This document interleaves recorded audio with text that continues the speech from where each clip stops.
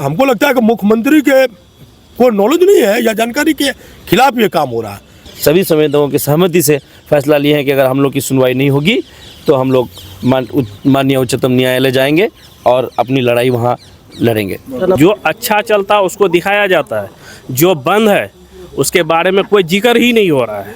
किशनगंज छोटा जिला है, यहाँ रोजगार की बहुत बड़ी संभावना नहीं दिखी बहुत दिन से।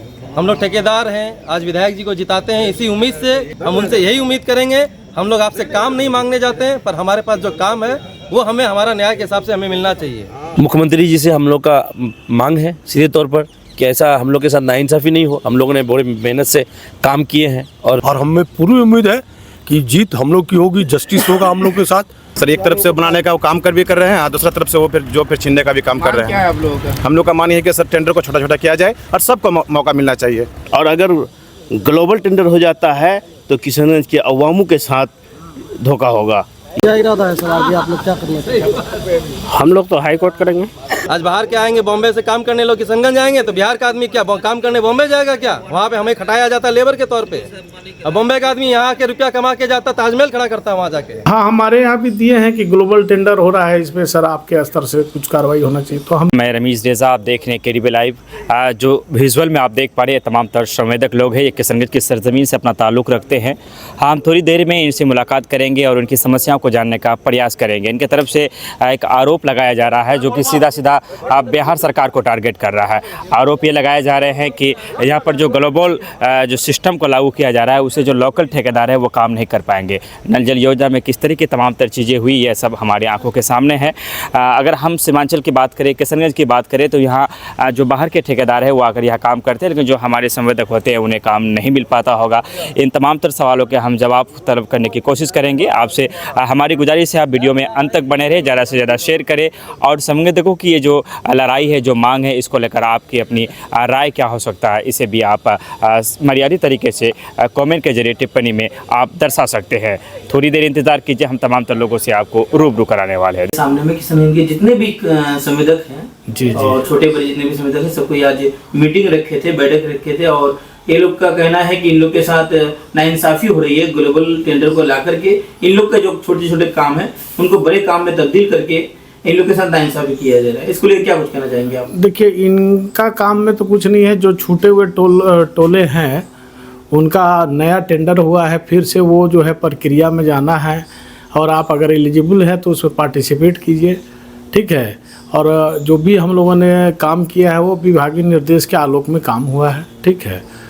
ऐसा नहीं है कि किसी का काम है उसको इधर उधर किया गया, ऐसा कुछ नहीं है, ठीक है। ये फ्रेश टेंडर हो रहा है, अगर आप एलिजिबल हैं आप उसमें पार्टिसिपेट करें। ग्लोबल का मामला क्या है? ग्लोबल का जो मामला है वो तो विभागीय निर्देश का अनुपालन में हम लोगों ने काम किया है। उस ग्लोबल टेंडर होगा ताकि कोई भी मैंने ज़्यादा से ज़्यादा लोग उसमें पार्टिसिपेट कर सके। चिट्ठी आई है ग्लोबल का विभाग से? चिट्ठी ने विभागीय निर्देश मिला है हम लोगों को, उसी निर्देश के आलोक में हम लोगों ने कार्रवाई की है। निर्देश मिला हो मैंने मौखिक या आप जो कह सकते जो डायरेक्शन हम लोगों को मिला है उस डायरेक्शन के ही आलोक में जो होते हैं कि जब कोई नई चीज़ किया जाता है तो चिट्ठी होता है और विभाग के द्वारा दिया जाता है, और एक होता है टेलीफोनिक होता है। तो ग्लोबल का आदेश टेलीफोनिक मिला है या बाज़ाब्ता डाक द्वारा चिट्ठी आई है? नहीं, वो तो वहाँ से निर्देश मिलता है, जो मीटिंग होता है मीटिंग में निर्देश दिया गया था, उसके आलोक में हम लोगों ने काम किया है।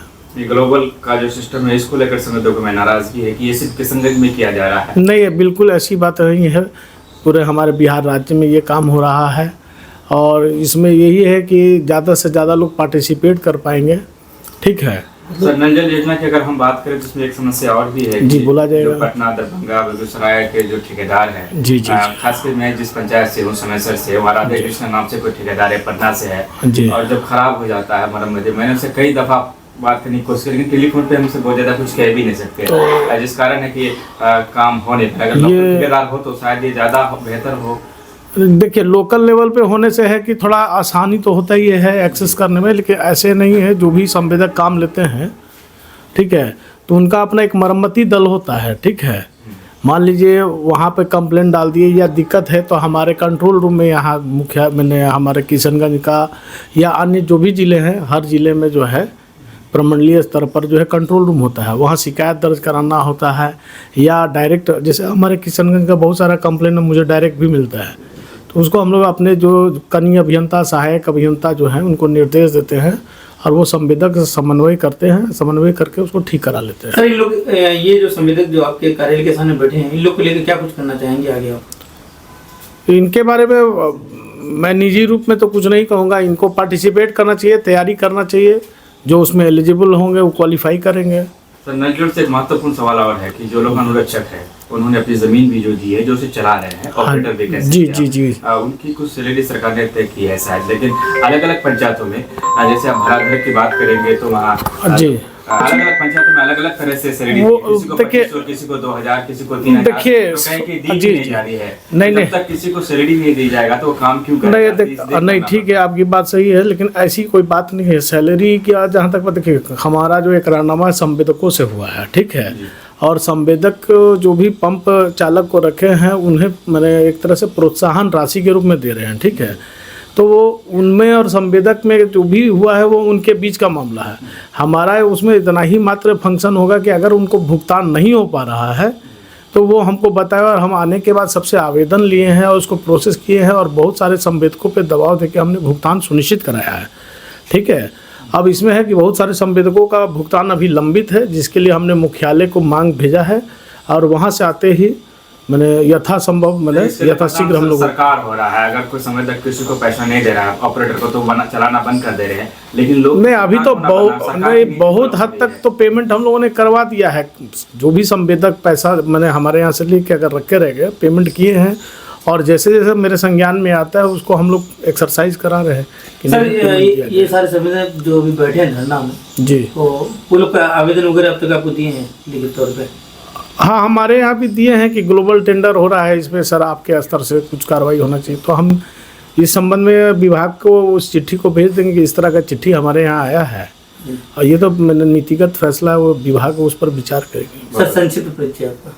मेरा नाम मोहम्मद ताहिर हसन हुआ, कार्यपालक अभियंता लोक स्वास्थ्य प्रमंडल किशनगंज। क्या मामला है सर, जब आप लोग यहाँ पे सभी संवेदक बैठे हैं, क्या मामला है? जी नमस्कार, सबसे पहले आपके चैनल के शुक्रिया अदा करता हूँ, स्वागत है आप लोगों का। हम लोग आज किसान के PhD डिपार्टमेंट के कैंपस में सभी संवेदक के सहमति से बैठे हैं। देखिए हम लोग तो एक हफ्ते से परेशान हैं इस चीज़ को लेकर के, पूरे बिहार का जो PhD का टेंडर निकल रहा है उसको देख रहे हैं और किशनगंज का देख रहे हैं। तो किशनगंज का खासतौर से सभी टेंडर को ग्लोबल टेंडर कर दिया गया है। Global tender means 80 crore 70 crore 60 crore के ऊपर का कर दिया है, और उसमें टर्म एंड कंडीशन कि आप एक साल का फाइनेंशियल 50% का टर्नओवर दिखाइए। ऐसे में किशनगंज के कोई भी संवेदक नहीं है जो 40 से 50 करोड़ का टर्नओवर एक साल में किए होंगे। तो सीधे तौर पर इनडायरेक्टली ये माना जाता है कि यहाँ के लोकल संवेदक जो है उनको काम करने के लिए मना किया जा रहा है, जबकि इससे पूर्व में जो काम निकला था 2021-20 में जो काम किया गया है किशनगंज जिला का, सभी लोकल यहाँ के जो कॉन्ट्रैक्टर है, सभी छोटे कॉन्ट्रैक्टर सभी अपने काम को अंजाम दिए हैं गुणवत्तापूर्वक। अभी भी स्कीम चल रही है, सभी लोग जानते हैं। अभी एक तरफ सरकार का उद्देश्य है कि रोज़गार देंगे, टेंडर के जरिया से हो, आज जैसे भी हो लोगों को रोज़गार देंगे, अपने प्रदेश के लोगों को, यहाँ के युवाओं को, बेरोज़गारों को।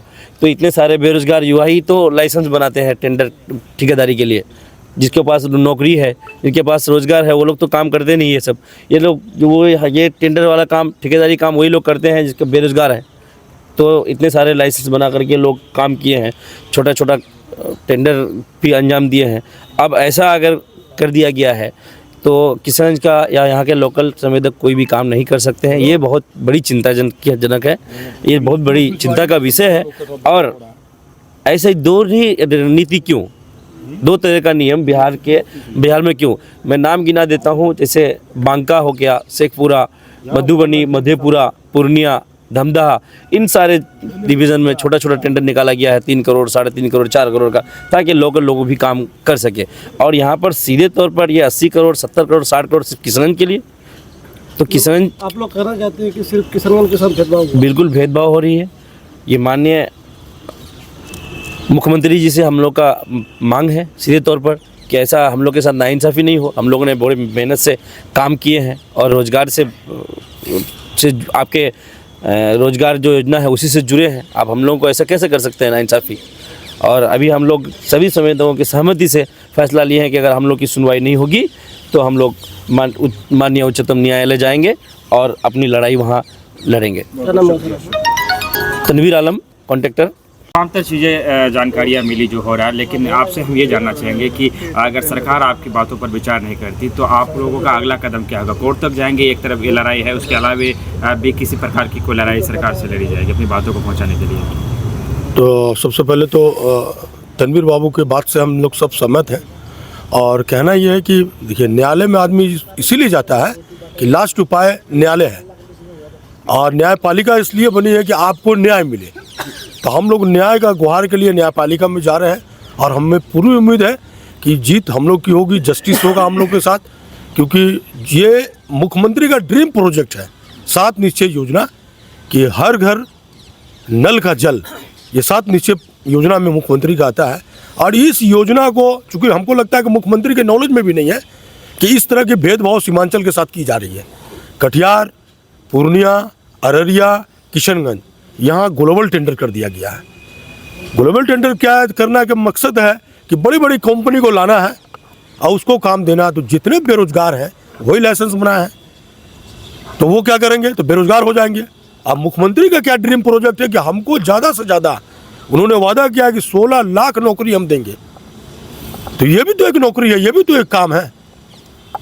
तो उनका जो ड्रीम प्रोजेक्ट है, हमको लगता है कि मुख्यमंत्री के को नॉलेज नहीं है या जानकारी के खिलाफ ये काम हो रहा है।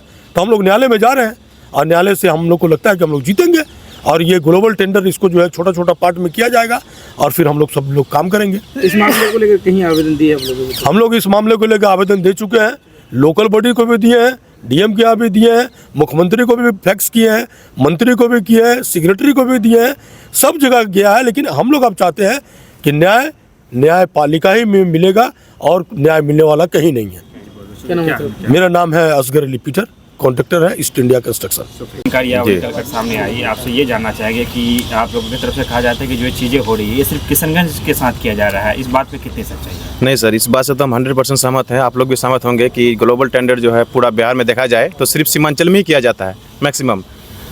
और हम लोग सर कोशिश करते हैं कि ग्लोबल टेंडर नहीं किया जाए और छोटे छोटे टेंडर में किया जाए, क्योंकि ग्लोबल टेंडर उसी को मिलता है, प्राइवेट लिमिटेड कंपनी को मिलती है, जो कि एक तरफ सरकार बोल रही है कि हम रोज़गार दे रहे हैं और उधर फिर रोज़गार छीनने का काम करते हैं कि छोटे छोटे कॉन्ट्रैक्ट मिलने से उसका पीछे 10-15 आदमी काम करते हैं। तो ऐसे करके एक डिस्ट्रिक्ट में 10 से 12 हज़ार आदमी होते हैं, लेबर कॉन्ट्रैक्टर होते हैं, लेबर होते हैं। तो उन लोगों का भी काम छीना जाता है और हम लोग का भी काम छीना जाता है। और सर दूसरी बात ये है कि अगर सरकार एक तरफ से अपना पोर्टल में रखे हैं कि 2nd क्लास 3rd क्लास का लाइसेंस वो अप्लाई करा रहे हैं, मगर 2nd क्लास 3rd क्लास का लाइसेंस में एक काम नहीं मिल रहा है, क्योंकि प्राइवेट लिमिटेड कंपनी मिल रही है तो सब 50 करोड़ 60 करोड़ 70 करोड़ का काम हो रहा है। तो सर या फिर पोर्टल से वो अपना वो वेबसाइट हटा दे, ऑप्शन हटा दे कि नहीं 3rd क्लास और 2nd क्लास में नहीं किया जाए। सर एक तरफ से बनाने का वो काम कर भी कर रहे हैं और दूसरा तरफ से वो फिर छीनने का भी काम कर रहे हैं। क्या है आप लोगों का? हम लोग का मान ये है कि सर टेंडर को छोटा छोटा किया जाए और सबको मौका मिलना चाहिए। क्या नाम हो आपका? मेरा नाम हो गया मोहम्मद साहिल, कॉन्ट्रैक्टर। सामने आई कि खास करके सीमांचल किशनगंज में ग्लोबल टेंडर का प्रावधान किया गया है, तो क्या लगता है आपको किशनगंज को टारगेट करके क्यों किया जा रहा है? हम सभी संवेदकगण इसी वजह से बैठे हैं कि पूर्व में भी काफ़ी ग्लोबल टेंडर यहाँ पर निकला था। सभी कई बार निकालने के बाद टेंडर निविदा निकालने के बावजूद काम नहीं कर सका और फिर यहाँ के स्थानीय के कॉन्ट्रैक्टर स्थानीय संवेदकों ने मिलकर जब छोटा टेंडर किया, सब लोग सुचारू रूप से काम किए। आज घर नल का जल सभी घर में पहुँच रहा है, सुचारू रूप से लोग काम कर रहे हैं, उसका मेंटेनेंस कार्य भी चल रहा है। लेकिन अभी विभाग द्वारा बड़ा tender global tender 80 crore 90 crore का टेंडर दिया है, यहाँ के स्थानीय लोगों को लेना संभव नहीं है।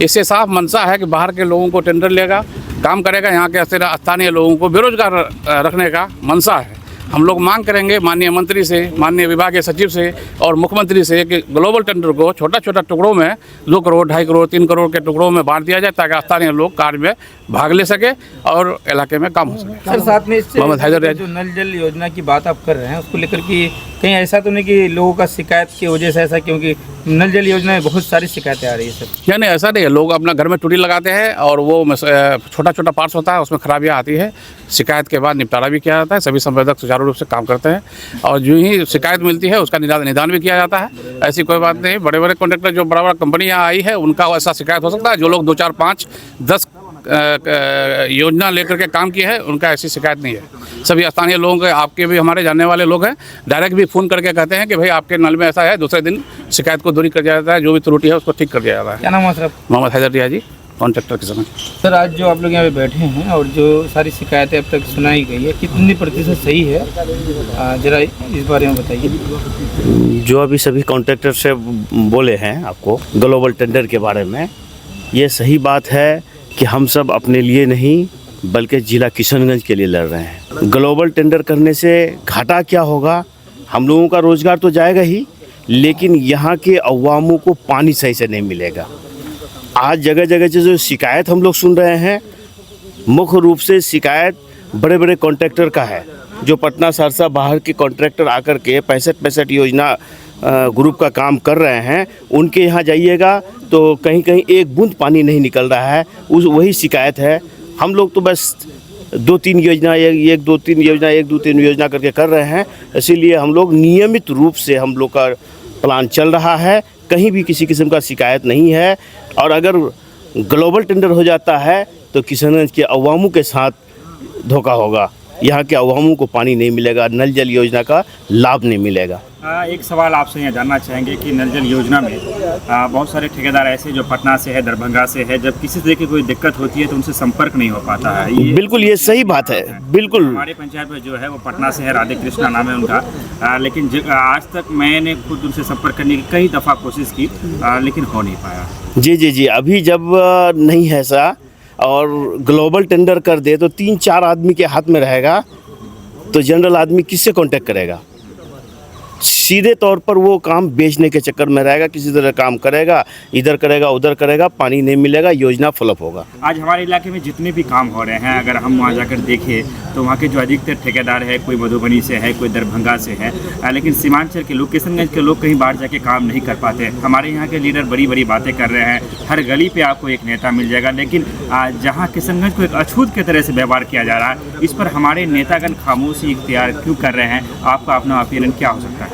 देखिए, मुख्य रूप से किशनगंज में 50 करोड़ का ट्रांजेक्शन वाला कोई आदमी है ही नहीं। उस दिशा में हमारे यहाँ के नेता कभी काम किए नहीं, हम लोगों को बढ़ने का मौका नहीं दिया गया, सीमांचल के लोगों को बढ़ने का मौका नहीं मिला। यही कारण है कि हमारे यहाँ के कॉन्ट्रैक्टर दूसरी जगह आप नहीं पाएंगे और दूसरी जगह कॉन्ट्रैक्टर अपने यहाँ पाएंगे, और यहाँ का योजना बहुत ज़्यादा फ्लॉप होता है। क्या नाम है सर? जी, अहमद हुसैन, गवर्नमेंट कॉन्ट्रैक्टर। क्या इरादा है सर आगे आप लोग क्या करेंगे? हम लोग तो हाई कोर्ट करेंगे। अब तक जितना भी ठेकेदार यहाँ पर आया बाहर का, तो उन लोगों का कहीं पर भी प्लांट सही से नहीं चल रहा है, किसी को भुगतान नहीं है, बिजली बिल 1 टका का नहीं है, और ऑफिस में आराम से उन लोगों का बिल निकल जाता है ना। वो पटना में बैठे रहते हैं और यहाँ पर बिल निकलता है, ठीक है। हम लोग कहीं से भी जांच आएगा, किसका प्लांट दिखाना है तो सुंदरबाड़ी चले जाओ, जहांगीर आलम है। किसका प्लांट दिखाना है तो मौदो चले जाओ, नफीस आलम का प्लांट है, वहाँ पर दिखा दो। जो अच्छा चलता है उसको दिखाया जाता है, जो बंद है उसके बारे में कोई जिक्र ही नहीं हो रहा है ना।